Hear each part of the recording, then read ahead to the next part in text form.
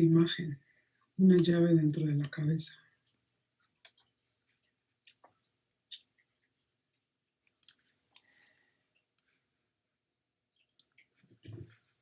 ¿Por qué es la puerta a muchas cosas?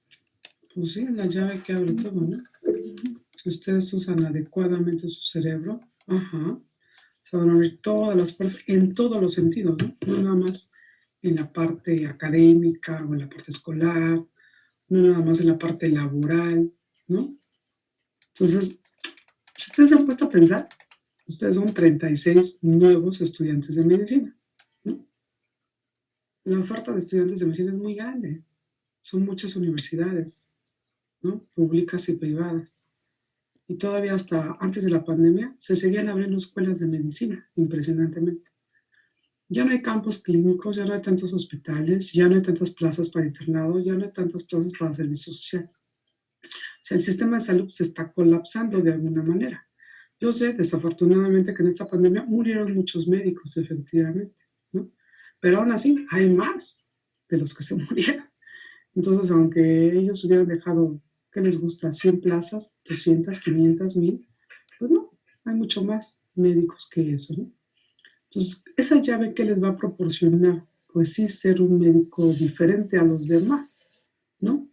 No diferente porque vayan a hacer las cosas, ¿no? De alguna manera incorrecta, ¿no? Porque también se puede ser diferente de esa forma, ¿no? Al contrario, ¿no? Que se hagan las cosas de manera correcta, éticamente. Por ahí llevarán una materia, y llevaron en segundo, ¿no? Una materia que se llama bioética. Y ya por ahí de noveno hay otra que se llama bioética clínica, ¿no? Porque pues las demandas están a la orden del día, ¿no? Ya el paciente ya tiene toda la libertad de demandarlos, ¿no? Y más ahorita con todas estas situaciones médicas, clínicas, quirúrgicas, ¿no? Cualquier mal procedimiento, cualquier mal trato que ustedes le den al paciente, pues él está en todo su derecho de demandarlos, ¿no? De hecho, ya todos los hospitales, clínicas, centros de salud tienen algo que se llama la calidad del servicio. ¿Cierto, Rudy, o no? Sí, doctora. Sí, es un tema muy complicado eso de las demandas. Y los hospitales hacen encuestas, ¿no? De hecho, ahora, el tiempo que yo estuve en la subdirección, había una encuesta precisamente que preguntaban al paciente, ¿no? ¿Cómo te trató el médico? ¿Te dio las indicaciones? ¿Te explicó tu tratamiento? Etcétera, etcétera. ¿Sí o no, Rudy? Sí. ¿Y qué más ibas a comentar? No, que sí hay que aprender muy bien a defenderse. Saber tus funciones y cuáles no. Y solamente acoplarte a tus funciones, nada más. Claro. Obviamente tienes que saber tus derechos, pero también tus obligaciones. Y no es tanto que te defiendas, Rudy. Si tú haces las cosas correctamente, nadie te va a atacar, ¿no? Que hay pacientes psiquiátricos, claro que los hay. Hay pacientes psicóticos, también los hay. Entonces, pero por eso eres médico, para saber detectar un paciente psiquiátrico y un paciente psicótico. O sea, con quién sí te vas a meter y con quién no. ¿A quién de plano mejor? ¿No? Tienes que tener cuidado, porque son pacientes, ¿no? Y esto es un servicio al cliente, ¿no? En otras carreras es un cliente, ¿no? Entonces el cliente, así como lo dicen las empresas, siempre tiene la razón, a menos que se demuestre lo contrario, claro, ¿no? Hay pacientes de muy diversas índoles y hay médicos de muy diversas índoles. Entonces, el conocimiento no lo es todo, chicos. Con eso quiero llegar a esta llave, porque vamos a ver todas las funciones de su cerebro. Son muchas, son impresionantes. El cerebro es impresionante. A mí me encanta, de verdad, todo lo que tiene que ver con las neurociencias, ¿no? Porque nos ayuda a entender el comportamiento de las personas, porque son como son, porque hacen lo que hacen, ¿no? Porque se comportan de esa forma. Es muy interesante. Y más si esto lo ligamos a la parte emocional o psicológica, ¿no? Creo que ya les había comentado que hay corrientes ahora que se llaman psiconeuroinmundo psicología, ¿no? Neuroendocrino psicología, porque va ligado la función del cerebro con el comportamiento hormonal, con el comportamiento psicológico, ¿no? Van de la mano, ¿ok? Entonces, es una llave que sí, efectivamente, o les cierra puertas o les abre puertas. Obviamente nos toca ver ahorita la parte más científica, por así decirlo, más anatómica y fisiológica, pero eso no quiere dejar de hacer de lado que tiene una implicación pues bastante importante. Entonces, el cerebro es muy interesante y tiene que saber utilizarlo correctamente. No tanto en esta posición de defensa o de ataque, sino efectivamente por eso cerebro, ¿no? Para que ustedes lo puedan utilizar inteligentemente. Por eso hay algo que se llama inteligencia emocional. ¿Sí lo han escuchado, no? Sí. Sí, Sí. Y gracias a Dios tenemos un cerebro y bastante bien desarrollado desde el punto de vista anatómico y fisiológico, ¿no? El cerebro, pues obviamente ya sabemos que está contenido en el cráneo, que ya lo vimos, ¿no? Que es una caja, una cavidad cerrada completamente, y eso también delimita su crecimiento, ¿no? En el hombre es más grande, pesa 1200 gramos, o sea, 1,2 kg, en la mujer un poco menos, 1,100 kg en promedio, ¿no? Y vamos a ver que ocupa el 40% del peso total, la corteza nada más, es decir, de estos 1200 o 1100, prácticamente la mitad es de corteza, ¿no? ¿Por qué es tan importante la corteza cerebral? Porque pues ahí es donde se realizan todas las funciones cerebrales superiores. Y por eso, hace rato que les hablaba de las funciones, ¿cuáles son esas funciones cerebrales superiores de las que estoy hablando? ¿Qué es lo que hace la diferencia entre un animal? Digo, el hombre también es animal, pero no animal. el raciocinio. El raciocinio. Esa es una función cerebral superior, el raciocinio. ¿Qué más? La comunicación. ¿Habla? El habla, pero más bien el habla como comunicación, efectivamente. Puede La ser conciencia, claro. El aprendizaje. Más que el aprendizaje es la conciencia de que aprendiste, ¿no? De que lograste un aprendizaje. Doctora, también me acuerdo que en fisio vimos que, bueno, yo me acuerdo que vi que en la corteza motora de los humanos es mucho mayor que la de los animales. Sí, por eso les decía, sí es mayor. Aunque por ahí tenía una imagen, en esta presentación no la tengo. No se crean que el cerebro del ser humano es el más grande. ¿Quién tiene un cerebro más grande? El delfín. Entonces, si lo pusiéramos por tamaño, se diría que el delfín es más inteligente que el hombre, el ser humano, en tamaño, ¿eh? Y obviamente, pero aquí la proporción sí importa, porque ya les dije, la mitad, o casi la mitad, o 40% de esos 1200 es pura corteza, efectivamente. Por ahí Cárdenas puso la memoria. No, la memoria no está dentro de la corteza como tal, ¿no? La función cerebral superior que tenemos como más marcada, de los que ya dijimos, razonamiento, juicio, conciencia, y obviamente pues las características que nos permiten analizar, sintetizar, reflexionar, esos son funciones cerebrales, ¿no? Hasta la fecha no sabemos si el perro lo puede hacer, si el gato lo puede hacer, si el delfín lo puede hacer, ¿no? Pero hasta ahorita un delfín nos ha dicho que sabe que es delfín, o que un perro sabe que es perro, el ser humano sabe que es ser humano, por eso está la conciencia, ¿no? Entonces, estas son las funciones cerebrales superiores. Eso es lo que hasta la fecha nos distingue de los animales y lo que nos ha hecho diferentes. Les pongo las raíces latinas, que es córtex, significa margen, y pallidum, que significa manto, ¿no? Entonces tenemos las dos porciones, la corteza y el manto. Obviamente sabemos que está pues llena de neuronas, ¿no? Ya vimos neuronas y neuroglía. Esta superficie del cerebro, en específico de la corteza, va de 200 a 248 metros cuadrados, ¿no? Entonces, si lo pudiéramos extender, digamos que sería esa superficie. Obviamente, cada parte del cerebro tiene una porción, es decir, no todo tiene la misma cantidad de neuronas.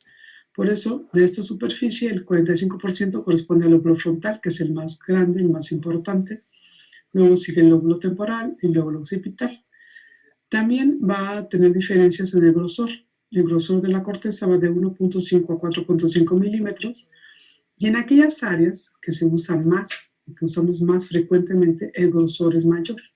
Por eso el área motora primaria, que ya después veremos cuál es, tiene 4.5 milímetros. En cambio, un área visual varía de 1.4 a 2.2 milímetros. Eso sí se ha visto, que la superficie de corteza que más utilicen, pues es la que va a tener mayor grosor, ¿no? Más o menos se ha calculado el número de neuronas de 10.000 a 20.000 millones, ¿no?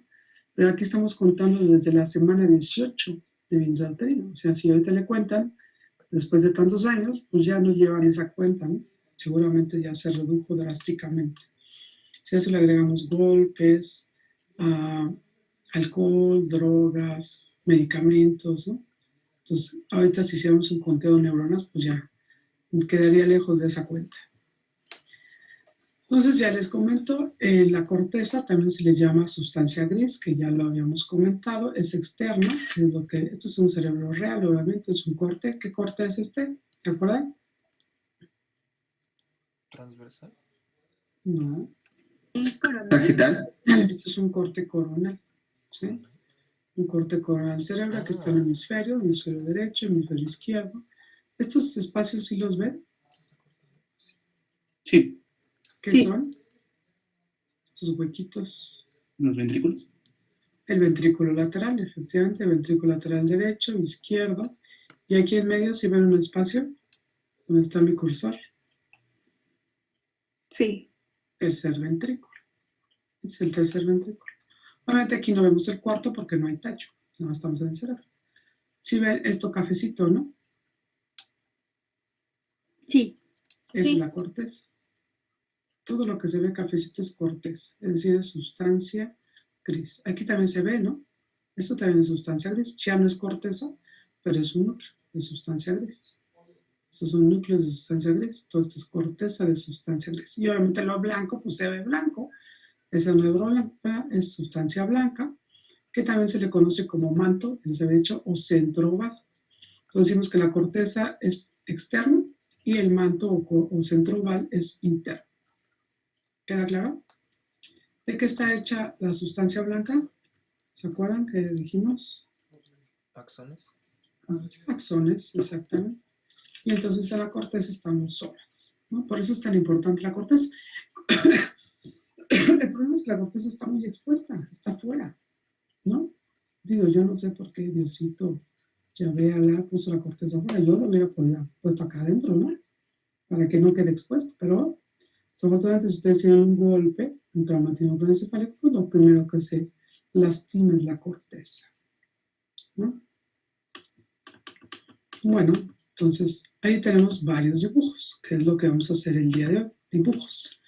Ese dibujo que ustedes ven aquí, superior a mi mano izquierda, es el hemisferio visto por la cara externa. Este superior derecha es los dos hemisferios vistos por la cara superior. Este inferior derecha son los dos hemisferios en la cara inferior. Y este, pues tiene un corte, es lo mismo que el de arriba, pero tiene un corte para ver una parte interna. ¿Hasta aquí vamos? Sí. Sí. Entonces, ¿con Sí. cuál vamos a empezar? Vamos a empezar con este, el superior de la mano izquierda. Entonces, ahí se los pongo para que podamos trabajar con esta imagen. Háganlo en su dibujo, en su cuaderno, en su hoja. Entonces, ahorita vamos a poner el nombre.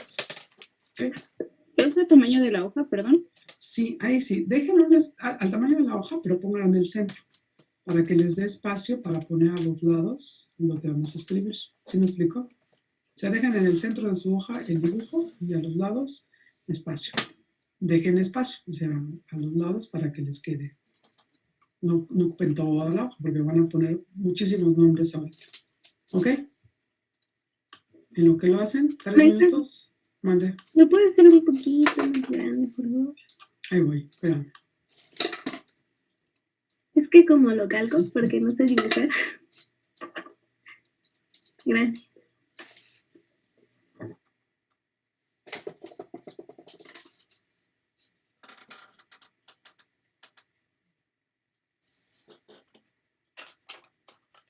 A ver, ahí ya está más grande. Sí, gracias. Ok, háganlo y ahorita. Los colores ahorita no le hagan caso, ahorita van a poner los colores ustedes. ¿Vale? Ok, 3 minutos.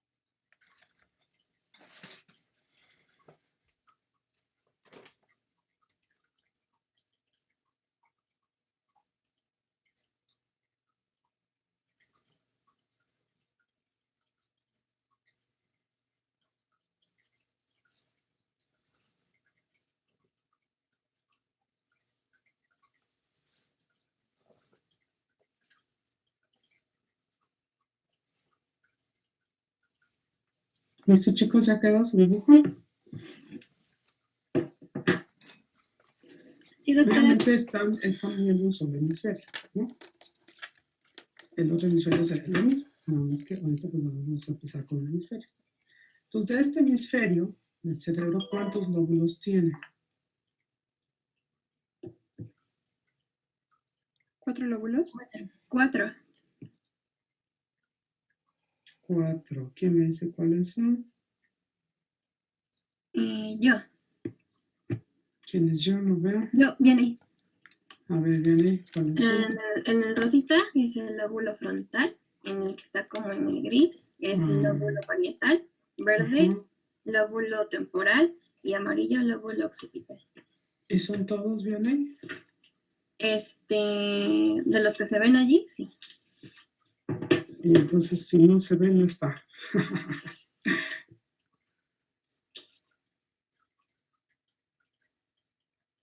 ¿Alguien sabe si hay otro lóbulo?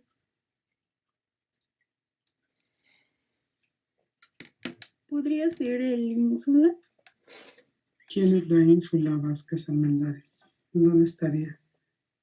En la parte medial al lóbulo temporal. Tendrían que... Lóbulo temporal. ¿Tendrían que? es que, saber que son 4 pares, ¿no? que quitarse el temporal o como que alzarlo para que se viera, ¿no? Alzar el temporal, ¿para dónde lo alzamos? Quitamos, vean, parte del temporal, del frontal y del parietal.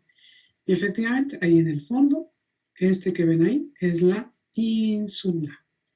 Entonces, ¿cuántos lóbulos son? 5 en cada hemisferio, ¿no? Son 5 lóbulos en cada hemisferio. Entonces, el rosa, ay, me pasé. El rosa, efectivamente, este es el frontal, ¿no? Ahí está. Este es el parietal, este es el occipital y este es el temporal. ¿Y dónde van a poner la ínsula? Aquí en medio de estos 3. Estamos hablando de la cara externa. Los 5 lóbulos son de la cara externa del cerebro. Lo que pasa es que este quedó hundido. ¿Por qué quedó hundido? ¿Por qué creen ustedes que queda así como metidito?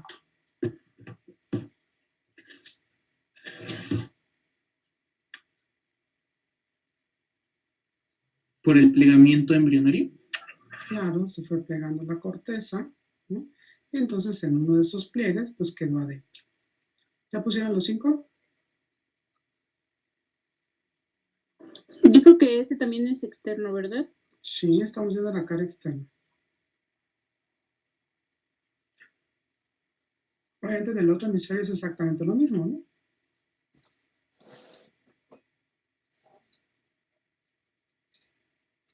¿Sí queda claro? ¿Qué significaba la I? Ínsula. Gracias. Ínsula. De hecho, la ínsula antes tenía otro nombre. Como sé que a ustedes les encantan los epónimos, se llamaba isla, porque eso significa ínsula, de rey. No como el cantante Rey, no, porque se acuerdan, se los digo. Rey, isla de rey o ínsula de rey. Ahí están los dos nombres. ¿Ok? Entonces, ahora sí, ya cuando les pregunten cuántos lóbulos tiene cada hemisferio, van a decir, ¿cuántos? 5. Ok. ¿Cómo hacemos la separación de estos 5 lóbulos? ¿Cómo la harían ustedes? Si les dejaran de tarea hacer el cerebro del humano, ¿cómo separarían los lóbulos entre sí? ¿Por las cisuras? Las cisuras. Entonces tenemos que poner cisuras, ¿no? Entonces vamos a poner la primera cisura. Vean dónde la estoy iluminando para que ustedes la pongan. Esta primera cisura, ¿qué está separando? Al lóbulo frontal del parietal. Esa cisura se llama ¿cómo? Frontal. ¿Ah? Frontoparietal. Es de Rolando, ¿no? Dice, se acompaña pues fácil, ¿no? Cisura, dice frontoparietal. Se le llama cisura de Rolando o central. Rolando se le pone. Se lo estoy poniendo en el chat. Cisura de Rolando o central. Separa el lóbulo frontal del parietal. ¿Ya la pusieron? Voy a poner aquí nada más las iniciales. CR.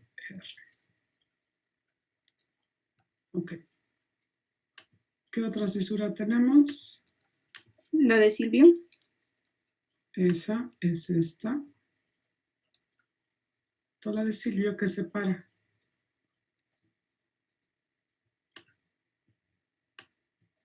Frontal en temporal. Del frontal del temporal. Entonces, se llama cisura de Silvio. ¿Qué otro nombre recibe? O Fuga lateral. lateral. Y se cayó. Cisura del Silvio lateral. Ahí está. Ya llevamos 2 cisuras. ¿Qué otra cisura nos falta? La parieto occipital. Parieto occipital. Esa en esta cara es muy pequeñita. Aquí no se alcanza a ver muy bien. Ya veremos otras imágenes. Pero la van a encontrar muy chiquitita. Esa sí se llama así. Parieto occipital. Pero si ustedes consultan el Quirós, pues van a encontrar que también se le llama perpendicular. Y como estamos en la cara externa, será perpendicular externa. Si hay externa, pues tendrá que haber interna.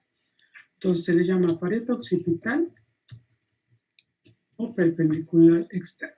¿Sí? ¿Ya tienen los dos nombres? Y como vieron, separa a quién? Al parietal del occipital. ¿Qué otra cisura nos falta?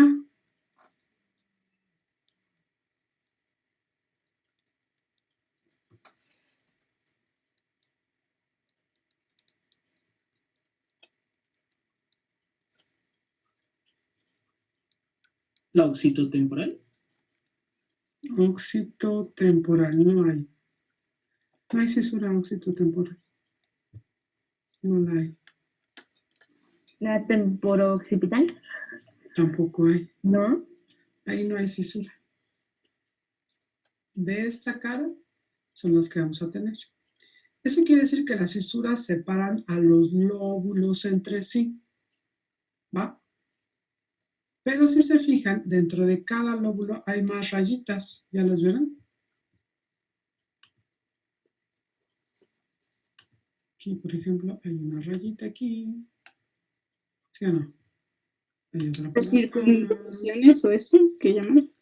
Está por acá. Pero las rayitas, ¿cómo se llaman? Surcos. Está para acá. Son surcos, efectivamente. Entonces, en cada lóbulo tenemos surcos.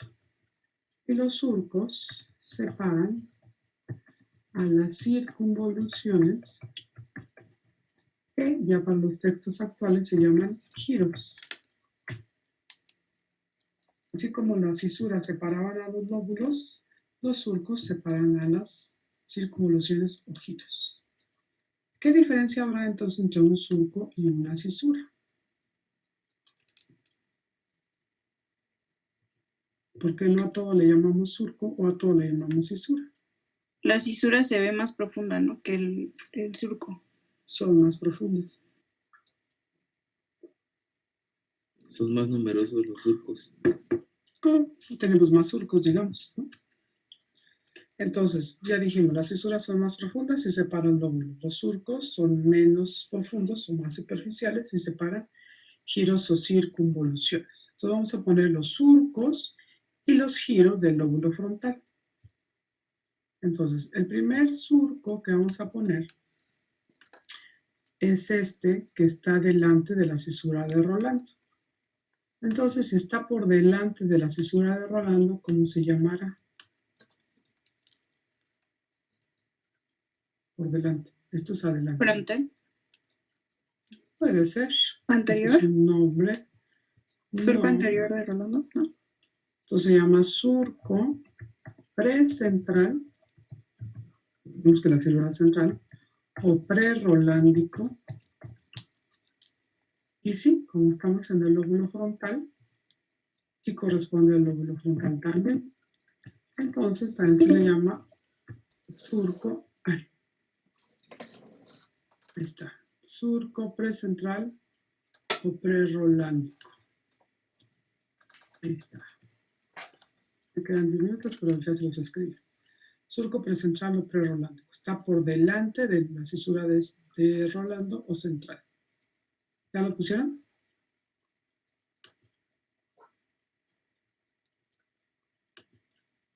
Ese surco precentral pues es paralelo al central. Tiene que estar paralelo, es decir, vertical. ¿Quién me iba a preguntar? Le iba a pedir que lo repitiera, pero ya lo noté. Ah, ok. De hecho, se lo estaba anotando en el chat. Precentral o prerolándico. Ahora, les decía, este surco es paralelo al central, es vertical. Van a poner dos surcos, ustedes van a ver por aquí, que son como más horizontales. Digo, no es completamente horizontal porque la corteza se va plegando y no queda completamente horizontal. Son dos horizontales. Ahí me sale bien chueco. El primero, que esté más arriba, será surco, como estamos en el lóbulo frontal, frontal superior. Y el que está abajo, pues obviamente, surco frontal inferior. Surco frontal inferior. ¿Ya tienen los dos surcos frontales? Frontal superior y frontal inferior.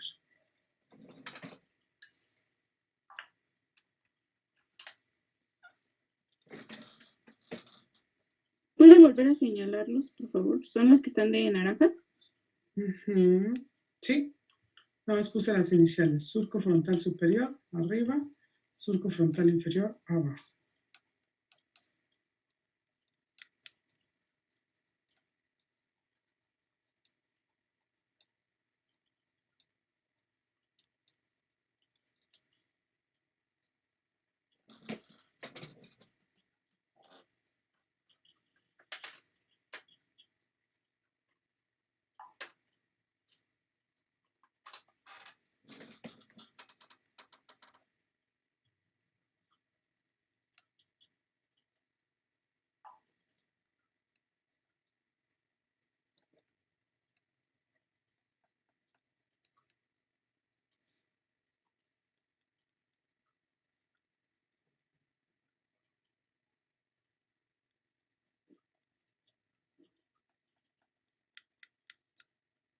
¿Listo?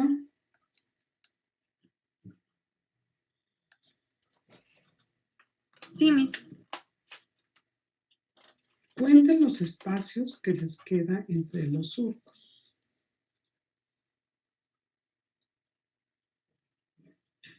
Es decir, ¿cuántos giros hay entre esos surcos?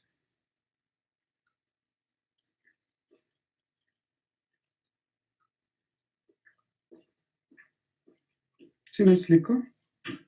¿Serían 4? Vamos a ver, 1, 2, 3, 4. Sí, esos son 4 giros. Entonces vamos a poner ahora el nombre de los giros.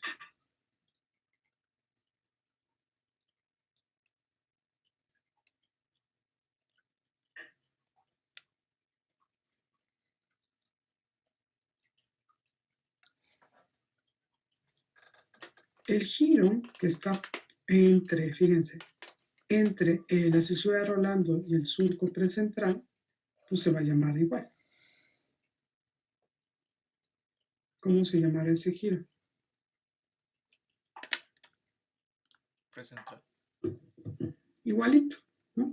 Sí, este giro que está aquí, este giro, se va a llamar precentral o prerolándico o frontal ascendente, porque estamos en el lóbulo frontal. Entonces repito los tres nombres. El giro que está entre la cisura de Rolando y el surco precentral o prerolándico será el giro precentral, prerolándico o frontal ascendente. ¿Ya escribieron todos los nombres?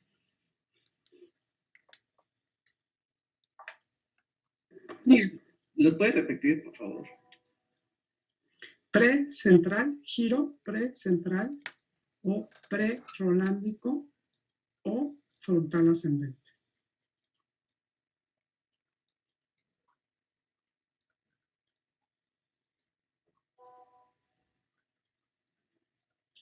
Gracias.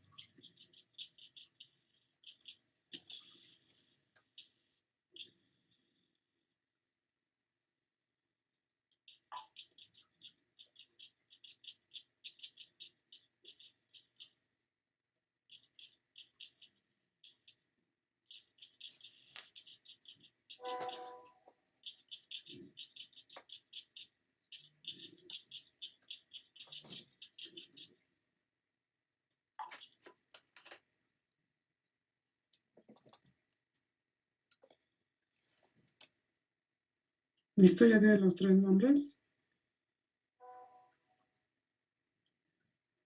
Sí.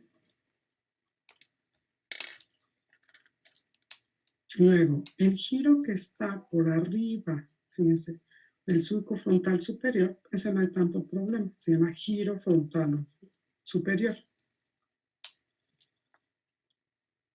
¿Giro qué, perdón? Frontal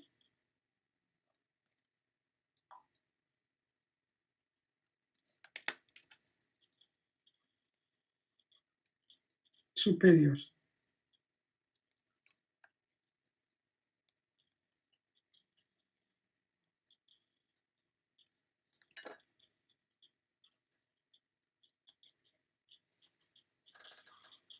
¿Sí? Voy a poner nada más las iniciales. Entonces, este giro que está acá arriba,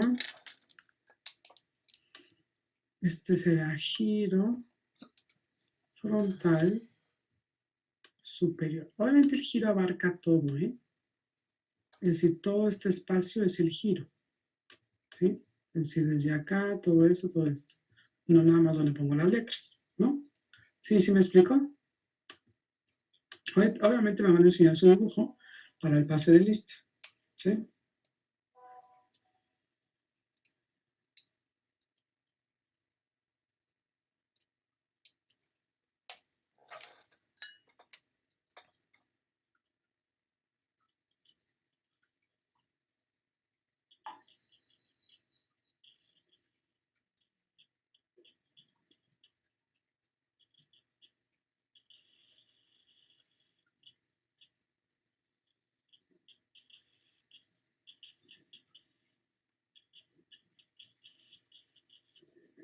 ¿Cómo se llamará entonces el que está entre los dos surcos? Si ese se llama giro frontal superior, este giro, ¿cómo se llamará? ¿Medio? Giro frontal medio. Giro frontal medio. Ahí está, no hay mayor problema. No tiene mayor ciencia. Giro frontal medio. ¿Por qué es importante que ahorita ubiquemos giros y surcos? ¿Por qué creen ustedes? Porque quiero que dibujen, para que se entretengan, para que no tengan malos pensamientos. Para identificar áreas. específicas. Primero, pues es la estructura anatómica. Nos va a servir como referencia para ubicar las áreas. Pero ya en la clínica, Porque van a tener funciones específicas. eso es en las funciones. Pero en la clínica, en una cirugía, por ejemplo, ¿te servirá saber cuál es el giro? ¿Y cuál Sí, es el porque surco? si llegas a pasarte un poquito, pues puedes afectarle a funciones, ¿no? Por ejemplo, no sé si el giro frontal superior, ¿no? Tiene funciones, imaginemos, motoras. Entonces, puedes Ajá. afectar su función motora al paciente. Claro. Y ubicas la lesión, ¿no? Dices, a lo mejor la hemorragia está en el giro frontal superior, o el tumor está abarcando el giro precentral, o la arteria, porque vamos a ver arterias y venas. Las arterias y las venas corren por los surcos. Quien los haya creado fue muy inteligente, y entonces, pues, si hay un surco, por ahí pasa la arteria y por ahí pasa la vena, ¿sí? Porque el tejido cerebral es tan lábil que un latido de más puede lesionar el tejido, ¿no? ¿Por qué creen que las hemorragias cerebrales, los derrames cerebrales son mortales? Porque pues no solamente se daña la superficie de la corteza, sino que pues abarca todo el tejido. Entonces vamos a ver los surcos Y entonces por los surquitos van a estar los vasos, ¿no? Para que no lesionen el tejido cerebral. Y en los giros, pues estarán las áreas funcionales, efectivamente.